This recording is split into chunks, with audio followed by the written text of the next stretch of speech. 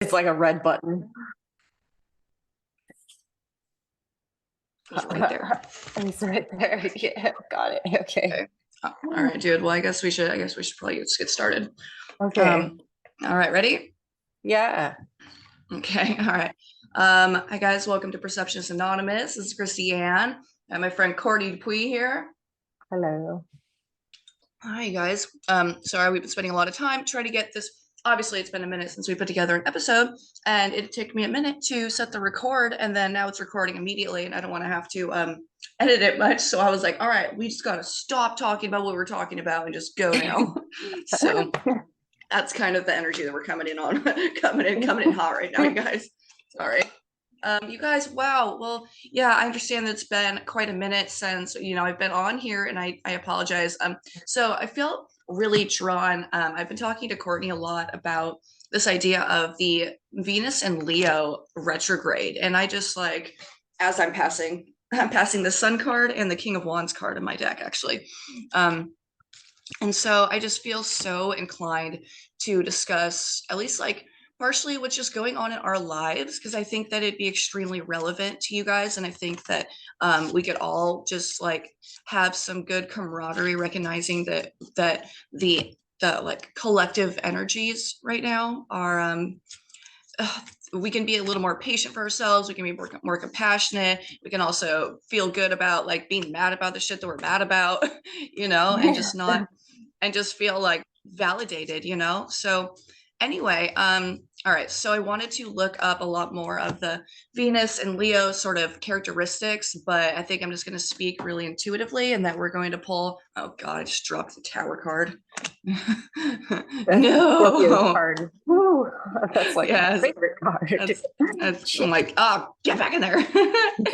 Don't look at me. Don't make eye contact. It's so funny, actually. Okay, guys. So anyway, so let's just talk about. I guess I can just talk about some of the reasons that I feel compelled to bring this up, because even though I'm a rising Leo, and I am a Leo, my Chiron is in Leo. So essentially, what that means from a non-astrology standpoint of the person that I am is that I am being really triggered into like embodying a whole new fucking version of myself, a whole new version of my life. And I think that for so many of us, it is. And so, what I am suggesting that we talk about for the next 35 minutes is how our relationship to femininity is either changing, or like what our relationship is how it's deepening, because I feel like Courtney and I, we've talked about that, right? Yeah, a lot lately. Yeah, especially like, yeah, just with what we've been going through. I don't know if it's a collective thing or if it's just like you and me, like have been talking about that a lot, but I think it yeah, is, because I'm talking to everyone about it. yeah, I'm talking to yeah, everyone about it, and I'm seeing so much online. Like, see, like especially like a rewilding with Sabrina Lynn. I love her. yeah. So everyone check her out. And I she will. does these really, really like strong, embodied, intuitive channelings. And Oh, so a lot of what I'm interpreting this is to being this the different sort of feminine archetypes, right? That we have the opportunity to embody, and that we can like shapeshift throughout our lives. But I feel like right now, at least for me and a lot of people I'm talking to, this idea of, yeah, this might not be relevant to you, Courtney, but we'll just keep going. The sacred slut and the sacred prostitute and the Mother Mary and like Mary no, Magdalene's totally. energy, Well, like, dude, she's been coming through so hard. oh my God. Okay. So the that energy has been coming through for me. I'm not really in tune with my like physical sexuality right now, as far as like I am Yeah, not comfortable having like a physical relationship like right. with That's anybody at all okay. right now. Well, you're But transforming, dude. You've got a whole bunch. Like you just went through a really hard situation, and you're redefining your femininity in a whole new way that takes on the whole mother aspect, dude. Like that's fucking. totally. You don't need sex right now. Like you need to just help yourself. No, yeah. But Mother Mary comes through I don't know if like if So she's come through for my mother at certain times, and she came through for like my grandma and my great grandma. There's like a sort of spiritual inheritance there, which is how I started like reading tarot, is that's been like kind of in the maternal line in my family, for at Wow. least 4 generations. And Mother Mary comes through really heavily. And actually, when I had my son, before I had my son, I wasn't ready to like have kids. I never thought I was going to have kids. And part of what I was going through in my situation had to do with like fights about contraception. And that's an interesting topic, I think, as far as like what's going on with women versus men also. And I don't really want to get very deep into the details, but I was considering like, okay, I think that I didn't even know I was able to have kids. Like, no, I found out I'm able to have kids. I can't take contraception because I'm like a highly sensitive person. I get like as far as reactions to medications and stuff, like I get pretty like weird off kilter Mm-hmm. reactions to stuff like that. So anyway, Mother Mary was like, there was a statue of Mother Mary at the church like a couple blocks behind the apartment where I was living, and like I'll just walk by and like say a prayer to her every day. And then like at the hospital where my son was born, there was like a statue of her like on top of the building, like overlooking like the entrance of the Mm-hmm. building. And um I don't know, her energy, like I don't know, I was researching a lot of stuff about like the Mm-hmm. Rosicrucianism, and her energy is like embodied by like a rose. And I don't know, I Yeah. really and then I remember coming across this quote where like Jesus of Mary Magdalene, Jesus kissed her on the blank, like in the original Coptic text. It says Jesus kissed her on the blank more than he kissed anybody. There's like an Mm-hmm. actual look in the text where like, and everybody interprets that to mean mouth, Yeah, because that's like what an I'd heard. ancient sort of Christian tradition is that they would like kind of exchange spirit through like kissing. But I just thought it was kind of funny, like the universe maybe has like a silly sense of humor that the actual text is blank. Like, Jesus kissed her on the gap more than he kissed anybody. Isn't gap like a Wait. sort of like So is terrible it way to? like is it etched out or like is it like just Yeah, that's what I'm yeah, saying. Like, okay. there's an actual, it's Yeah. actually blank. Like, and No, there's like um, no word at all, or like something is there and then it got scratched out. there was something there, and then it got scratched Okay, out. gotcha. Okay. I And was then, like, like, hold on, dude. you're like, what? And then basically, like, the version of Christianity that rose, like, in like constant at the Constantinople. in the Council of Nicaea, rather. Like, what? I don't Mm. know if it was the Council Fuck of those Nicaea, that was guys. later. I want to say like 49 AD. So Yeah, one of sounds about right. the one of the disciples, I can't remember between Peter and Paul, and they're very different disciples, but one of the disciples like basically got super jealous of Mary because Mary was like a woman and he couldn't be a woman because he was a man. And like all of the stuff about like taking care of women and like respecting them, and like all of Jesus's teachings about like Mary, basically Mary Magdalene, and like what they went through together, which involved her being exorcised of 7 demons, which you can equate with like the 7 chakras if you want to look into it that Mm. way. Um, Basically anything that like venerates women was like cut out because those councils Mm. were decided for the sake of like political control, right? I mean, I'm like rambling, I'm totally rambling, but there was this person, I don't even remember who it was I was listening to, who said that like because of the way the ancient Christians practiced Christianity, like the Gnostic Christians practiced Christianity, like civilization couldn't stand because they were just like Mm. flowing all the time, like going with the flow of energy. And if you're always going with the flow instead of like trying to like keep some Yeah, structure, like there's no totally. basis for society. So part of how we created Western civilization Well, on some ancient people would argue. part, I I know don't know. some hippies that are like I feel like like people here in Portland, actually, but people here in the Rose City, and also like so the rose is just scriptly evident with the symbol of Venus as well. And Oh, so with cool. this like Venus, so that's like part of the thing too. And also I was watching the show the other day. I was like falling asleep too because I didn't feel good. and it was called Forbidden History. And essentially, it was like I keep having like Mary Magdalene come up, and so as I was watching this, this is a total side note, but apparently there is documentation of her having fled the Holy Land and ended on the southern shores of France. Yeah, dude. And so these guys, dude, and I was like, I was just there. I was just in the south of fucking France. And I was there during the Joan of Arc thing. So I was like totally overwhelmed by this Joan of Arc energy and just like trying to, like, I'm like there for this big protest. And it was just, you know, it was incredible. And you guys, I have a lot of video on that on my TikTok and on my Instagram and stuff, which is caradwin.owen, because I changed it. There's a girl in town. Her name is Adrian.owen Oh on her wow. thing, and I was like, what? So I keep like hoping to run into her somehow. That's Anyway, cool. yeah, so she fled to the south of France, and there was one, and there's like this church that has this skull venerated in this big body to like make it look like it's her, but people don't believe that that's her body, but they do think that these guys that were on the TV show found the alternative place that her body was taken from the place that it was where the skull is. And so they like tracked down this other like totally nonchalant little baby church, and it's like hidden away, and it's so old, and it's tucked away, and they're like, okay, so there looks to be like a tombstone in it that has, this is like totally not even relevant to like the topic, but it's fascinating. They found like this little tombstone that had the symbol of the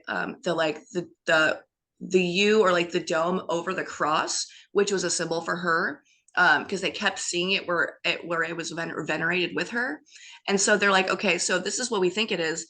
She could be buried right underneath this. This could be her tomb, her headstone. And so they got this incredible machinery to be able to track the S and L waves under the earth, under the building. And there's a big gap that's right there where they anticipated it being. And so they're gonna have to raise hell to be able to fucking dig up Mother Mary if that comes down to it. But either way, I found that fascinating. So I found it fascinating that I was like following this like intuitive gift of being able to go to France and experience this Joan of Arc thing, and then coming back, and now I have this whole new, oh my god, I didn't even tell my aunt about that yesterday. That was like one of the biggest reasons I want to call her and ask her about her relationship to Mary Magdalene. But either way, so Venus is represented by the rose as well, because we have the rose of Venus, and so, or they call the petals of Venus, which is how Venus moves across the sky. And so Oh, there's that's 5 cool. petals. And so yeah, it's pretty cool. So right now, Venus is actually in the petal of Capricorn, but it's going into retrograde in Leo. And so I'm not sure how the breakdown occurs with all 5 petals and then the 12 signs and stuff. So I don't know shit about that. But I do recognize that this energy in Leo is showing up for a lot of people as this embodiment in being comfortable being seen, and being comfortable in where our values are. So like you can think of Leo and people think of this like the shallow end of like the thing we were reading earlier, like this pop fucking astrology, like splashiness and being a whore. And it's like I'm over here like, first off, it's the sacred whore, and can we talk about it? Yes. Yes. Can we Yeah, talk about it? it's coming up. It's coming up. Like, dude, I'm literally hiring a sexuality coach That's to cool. work through this, because I feel so called to it. Like I feel so called to embody my sexuality and whatever that means. And that like sexuality is one aspect of it, but also this aspect of being comfortable being seen and being comfortable with being like your big self, like us women being our big selves, because we are big. We're big fucking forces of nature, and it's like, how are we feeling? How can we find a way to feel comfortable embodying that? Totally. I'm working on, I mean, I guess I'm sort of coming from another, I don't know, I was okay. First of all, my Leo is in my south node. And from what I understand, Mm. south node versus north node is like your south node is like what you're leaving behind from past lifetimes, and then your north node is like what you're actively working towards. What's Aquarius your is in north my north. node? Aquarius is my Mm. north node. Ooh, that's fascinating. Right. Aren't they like opposing signs? Actually, I don't know. Actually, I don't I don't know if it works like that, because I I don't think know. You know what? I think it is because yeah, I have Cancer and Capricorn. Cancer and Capricorn are my two, like my North and South too. So all right, yeah, so fair enough. Yeah. So keep I going. don't, I don't know. All I just meant like, anyway, so the other day I was talking with my sister and, Leo reminds me of the strength card, Hmm. from the tarot deck, right? And it's just this Hmm. woman who's like taming a lion by, sticking her hand in its mouth and showing no fear.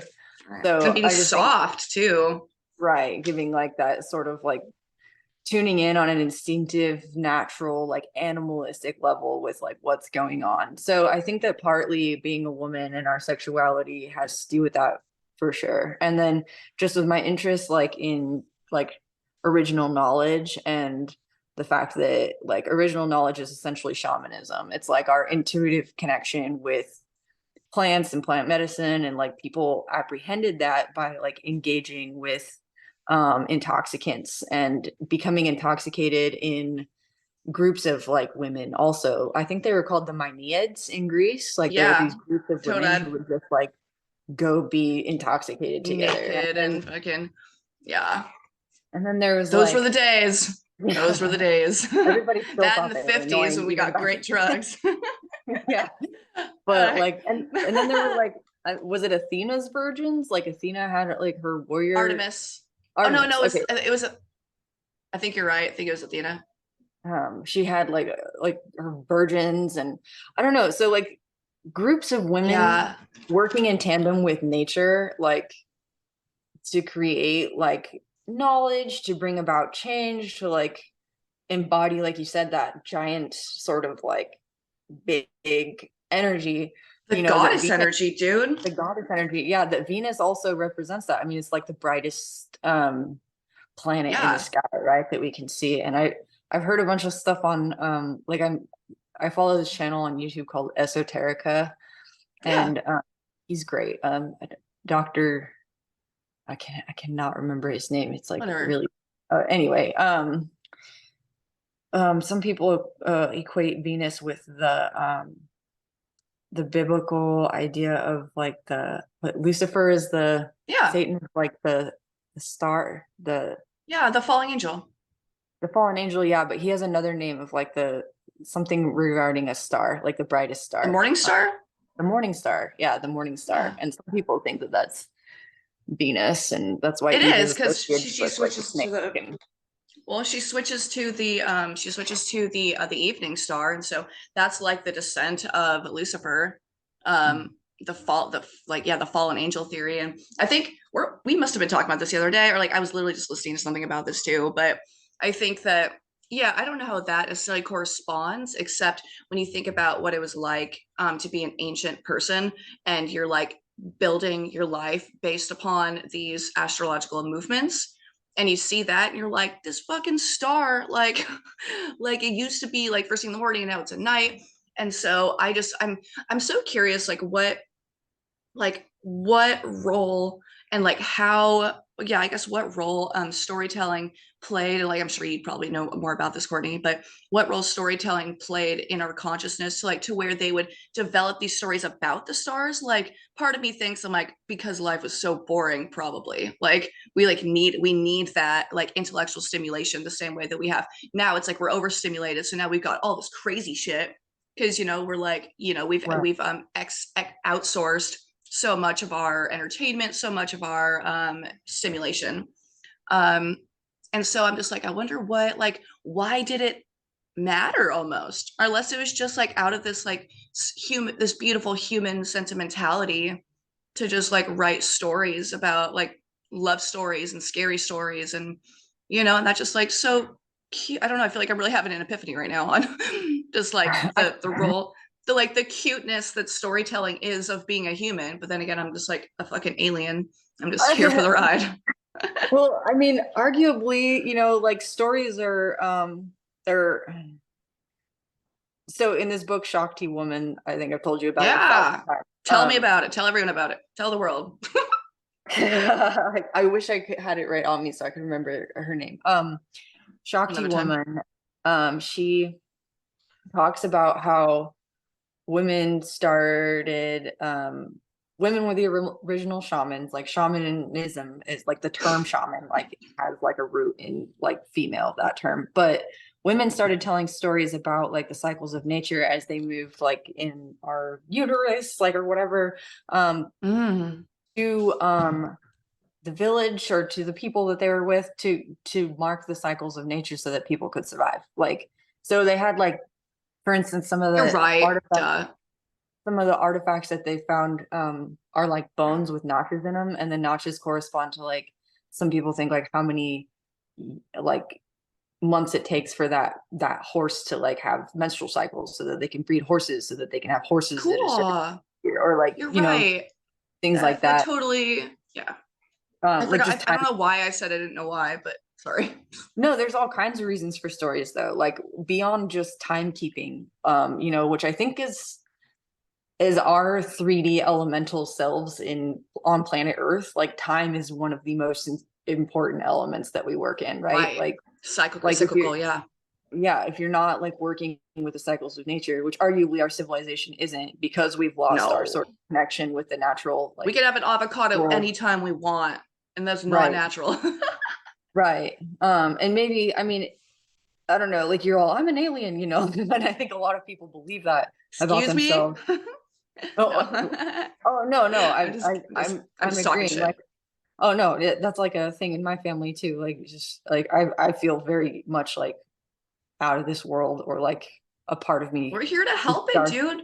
star Indigo speeded, children, like we've Yeah. talked about this for fucking the woman's name is Vicky Noble, by the way. I looked it up. Yeah. Thank you. Okay. Yeah. Vicky Yeah, for Noble. sure. And I think that there's so many, I mean, like there's so many of us that are, I mean, I've strong, like the older I get, the more strongly I believe in this idea of indigo children. Cause I'm like, look at us, dude. Like now that we're starting to get to know Gen Z, we're like, what the fuck? Like like this really, like, this is it. Like that's gotta be fucking crystal children shit. You know what I mean? Right. Like Gen Yeah. Z for sure. Like we listen to them. They're just melding everything. Dude, I was like, I spent a lot of time yesterday looking up new slang that these motherfuckers use. And like even the last male friend I befriended, he's a fucking Gen Z. I was like, oh god, dude, what is this even gonna be? um I think okay, so I think ow, my cat bit me.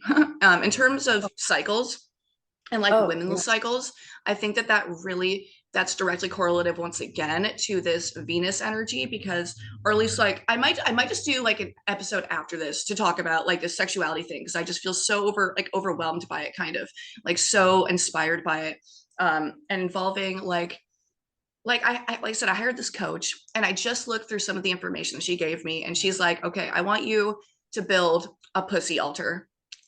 I'm like, okay, all right, that's not, I'm like, this is why I want help, because I want to be able to feel comfortable embodying this, and I want to feel like, I'm like, we as women, we need to take back that like that fierce compassion and that fierce like power that we are, like the sacredness that we are. Like we've been swindled and we've been brainwashed, to think that we are anything else. Like we literally are the intermediary between God and humanity. And And so it's I've been tuning in. humanity and like the consciousness of planet Earth, like she moves through us, Yeah. like the stars move Ugh, through our like systems. And yeah, like I mean, okay, our so womb, dude.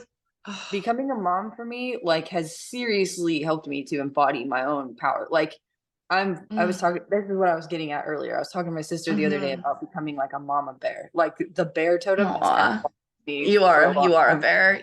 Yeah. Bears, dude, like they have their babies and then the guy can fuck off. Like that's where, bears do not raise their young with the dad involved, and neither do mountain lions. Her totem is a mountain lion. We are just talking about that. Like Neither do and these my people in sister, Kenya. I was reading about. these people We in got we Kenya. got 10. Yeah. Well, I was just watching this lady earlier. We got 10 minutes, and then I think my computer told me it's going to shut off immediately for the Zoom call. So just so Okay. just so we Okay. know we're not like cut off in some weird place. But so anyway, so keep going. I'm sorry. Oh no, just my sister, she also like she has 4 kids, but they're with different Oh people, and she's not with like any of the baby daddies. Like she's just and it used to be such a shameful thing, but a guy like Bob Marley Right. can go around having hundreds of kids, or like Genghis Dude, my dad Khan, just found out he has a and son. I just found out I have an older brother after 40 years. right, and it's totally Oh god. acceptable for dudes to do that, but like not women, and we're the one Like like having the they freaking baby. couldn't have You know what I known. mean? Like, yeah, the double standards of like women being weak is bullshit. Like We're changing it. the amount of chemistry that goes on in our bodies just throughout the month that we deal with while we are also, And we're becoming still good CEOs of fucking Fortune 500 people. companies and shit. Like women are just exceptional. And I agree. I heard something again on YouTube. I just like spend way too much time on YouTube, but this guy was saying that I the spend a lot of word time too. for this guy was saying that the word for Eve came to Adam as a quote unquote helper. The word for helper isn't actually helper. The word, if you translate it like correctly, I guess means rescuer. Like God sent Eve to Adam to Mm. like rescue him Oh, from fuck us. self-destruction. Like, God damn it. And yeah. they think they're running this shit. I don't No, know, man. Like, I don't even know either. Dude, did you look into that? Or you guys, okay, so I don't know if anyone's familiar with this. Princella Clark, the Queen Maker lady. Did you watch that stuff I sent you? the Queen Yeah. Lady. No, I did Yeah. not. Yeah, we'll talk about that another time. That's a whole box of snakes and worms and crowns, I guess. I don't know. I'm not sure how to look at that one. But anyway, man, so you guys, I don't know. I guess I just feel like I'd be curious to see, or I'd be curious to hear you got your guys' experience with this. I think that, dude, honestly, I want to continue this conversation. Like, I'd love to do like another talk about this, because I definitely don't feel like that like barely even scratched the surface of like Totally. where we're headed with this. So Yeah. maybe what we could do is like let's write down some of the stuff that we're feeling right now, that like we know which direction to take this while we're still sort of inspired, and then we can reconvene in the next like couple days if we have time, huh, Courtney? Okay. Okay. Any final remarks? Anything else? I pulled two cards, but I pulled the Ten of Swords and the Two of Cups. And I was Those like, cards oh, show up to me all the time. really? I was like, I found it interesting. So it's like the guy is walking away from the Ten of Swords, right? And so he feels defeated, or it feels heavy, right? It's like a black sky, like it's heading into the night because the sun is fading, and so it's like, so not only did all this stuff happen, but it's like now it's becoming darker again. Oh no shit, there's people. Oh, never mind. He's getting ready to be ambushed. That's way worse. The Ten of Swords? Yeah, well, because Yeah. I have the before tarot, and Oh, so right. yeah, this is like a real shitty camera on my laptop, but so Yeah. there's people right there, and Yeah, so for they're getting sure. ready to ambush him. Yeah. And so then and so like typically the Ten of Swords represents um like Betrayal, the right? worst is over, yeah, or like nothing could get worse, like it's gotten as bad as it can get, Yeah. Like you're dead. and then You followed have 10 swords. Yeah. yeah. And then followed by the two of cups. So it's almost like, I guess to me, maybe it's like there's maybe to be okay, so it could be two things: to be careful with whatever duality this is, whatever like romantic duality is showing up, or saying that things have gone as bad as it can and that now things are going to get better. Yeah, dude. So I don't I love that. Okay, so things have gotten as bad as they can, especially related to our like conversation regarding like how women love have been like life. subservient. And I don't know, to me the Two You're of right. Cups also represents, or at least especially since I've been doing tarot for the last few months, like in the space I'm in, the chemical marriage of the internal like male and female. Yeah, Yeah. that's exactly what it is, dude. Because that was like one of the main things we were even talking about. Okay, yeah, I'm writing that shit down for sure because I need to remember that. I'm so glad I Yeah, have my dude. journal back. I Dude, I love was that. so I love that devastated. part. Oh man, that sucks. Yeah, to lose your journal. Okay, Well, so I got I some. have the flowers from Jim Morrison's grave. That's the most sentimental thing I ever owned in my life. Oh yeah, These three that's little pretty cool. flowers. Oh, No, I know. Anyway, sorry, sorry guys. I know we got like 5 minutes. um, So the chemical marriage. So let's talk. So go ahead and ramble on about that for a little bit, for a minute, and then that'll be a great ending note. Okay. So as far as Mary Magdalene goes, right? She was like, Mhm. she was exorcised of 7 demons, and a lot of people think that that means she was going through the 7 chakras. She was like practicing, like, and the guy from Esoterica, that channel on YouTube, he calls Yeah. the version of Jesus in the Gnostic traditions shaman Jesus, favorite term ever. Yeah, Because that is really interesting. he's teaching people how to use plants to like overcome the like demons, quote unquote, in their chakras to like move the Kundalini energy up their spine. The Kundalini energy is represented by a snake, which we've talked about as the morning star of Venus, right? Yeah. Yep. And the caduceus Uh, moving of Woo the woo. female male energy is moving up the spine. And then I look at in looks the just like our brain, cervix too.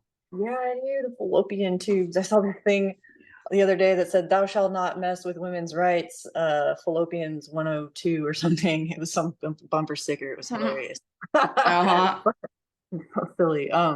Anyway, the pituitary gland and the freaking other one, the hypothalamus gland, apparently, like Mhm. when you activate like energy in the rhomboid crystals in your brain by moving Yeah. Kundalini energy up through, you know, your spine, your Yeah. system. Raising energy.